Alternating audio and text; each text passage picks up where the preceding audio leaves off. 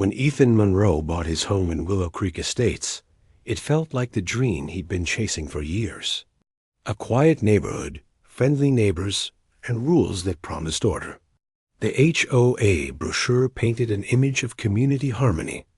But that dream began to chip away, quite literally, the day Ethan decided to repaint his house. He chose a soft ocean blue, calming, elegant, and approved in several neighboring communities. To him, it symbolized peace after years of chaos in city living. But in Willow Creek, peace was apparently against policy. Within 3 days of finishing, Ethan found an envelope taped to his door, a violation notice. The letter stated that his house color disrupted neighborhood uniformity, and he was given 7 days to repaint it to an acceptable tone. Confused, Ethan searched the HOA handbook, only to find no color restrictions listed. He thought it was a mistake until the fines began arriving. Each morning, a new letter came, each one colder than the last. Ethan decided to attend the next HOA meeting to clarify the issue. The board gathered in a brightly lit clubhouse with rows of folding chairs and a faint smell of coffee and tension. At the center sat Margaret Hawley, the HOA president, a sharp-eyed woman with a calm but cutting tone. When Ethan spoke, presenting printed pages of the HOA rules, the room grew silent. "Nowhere does it say blue is banned," he insisted. Margaret replied coolly, "The community standards prioritize aesthetic harmony. Your color is not in harmony." Murmurs rippled through the room. A few sympathetic neighbors looked away, unwilling to challenge the authority they feared. When Ethan asked for an official clarification, he was met with vague promises to review the policy. Days later, instead of answers, he received a letter stating he owed $100 per day until the violation was corrected. What began as confusion turned into outrage. He called, emailed, and appealed, but the board remained silent, except for their billing department. The fines were piling up faster than his mortgage payments. That night, he stood outside staring at the blue walls that had cost him his peace, wondering if a color could truly threaten a community, or if something deeper was at play. As the conflict grew, so did the whispers. Some neighbors supported Ethan privately, admiring his courage, while others began to avoid him altogether. The HOA had circulated a memo subtly warning homeowners that non-compliant behavior could impact neighborhood value. Suddenly, Ethan's family felt isolated. Children who once played with his son now crossed the street instead. One evening, Ethan saw 2 board members photographing his house from their car. When he stepped outside, they sped off, leaving him unsettled. He began documenting everything, letters, photos, timestamps, determined to prove his innocence.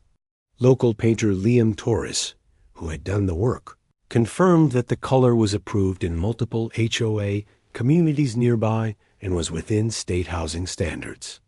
Ethan realized this wasn't about color, it was about control.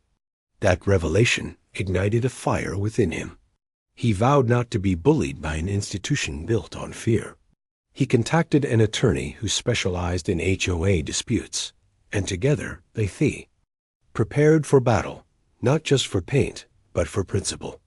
Weeks later, Ethan's case reached a local news reporter named Jenna Brooks, who ran a column called Neighborhood Watch. She visited his home, filming the pastel blue exterior that seemed harmless in daylight. "This color? That's what they're fining you for?" she asked incredulously. The footage aired that evening, showing Margaret Hawley refusing to comment and closing her office door as cameras followed. Within hours, the story went viral online. Viewers flooded the HOA's email with criticism, calling the fines absurd and oppressive. The next morning, Ethan woke to find a new letter, not a fine, but a cease and desist notice, accusing him of defaming the HOA's reputation. It was both laughable and terrifying. But something had shifted. The HOA was on the defensive. Support poured in from across the country, with homeowners sharing their own stories of unreasonable HOA control. For the first time, Ethan felt he wasn't alone. The blue house had become a symbol, not of defiance, but of freedom. Armed with evidence and public backing, Ethan's lawyer filed a formal complaint with the State Housing Compliance Board.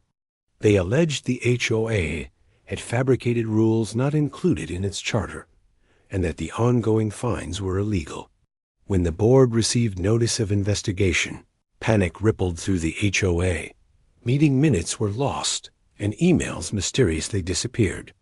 But Ethan's meticulous documentation exposed everything: the photos, the memos, even text messages where members mocked his color choice. The case gained momentum. During a public hearing, the state investigator asked Margaret if she could show where color uniformity was written in the bylaws. She fumbled, unable to answer. Cameras captured the moment she realized her authority was crumbling. Ethan didn't celebrate. He simply exhaled, the first real breath of relief in months. But the battle wasn't over. The HOA wasn't done retaliating yet. After losing credibility, the HOA found new ways to pressure Ethan. They cited him for parking violations when his car was parked on the street for 10 minutes, and claimed his shed was too visible from the road. Letters came daily. The harassment was relentless. Yet Ethan no longer hid. He documented every act, posted updates, and shared receipts with his growing online followers. The HOA underestimated how powerful community awareness could be. Other residents began to step forward with their own stories: unfair fines, intimidation, and silent fear. What began as a personal struggle became a movement. People rallied behind him, demanding reform and accountability.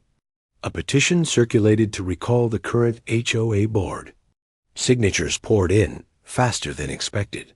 Within weeks, a vote was called, and Margaret Howe was removed from her position as president. Justice, though delayed, had arrived. Months later, the blue house stood proud, untouched and brighter than ever under the morning sun. The new HOA leadership apologized publicly, rescinded all fines, and promised transparency going forward. Ethan's story became a lesson in courage and persistence. He never wanted fame, only fairness. As he painted the final coat on his shed, neighbors gathered, offering help and thanks. Children returned to play, laughter once again filling the quiet cul-de-sac. The closing shot pans out slowly, showing rows of houses, each one slightly different in color, a symbol of individuality reclaiming its place in conformity's shadow. The narrator's voice fades in. Perfection should never cost your freedom. Sometimes the boldest color is the one they tell you not to paint.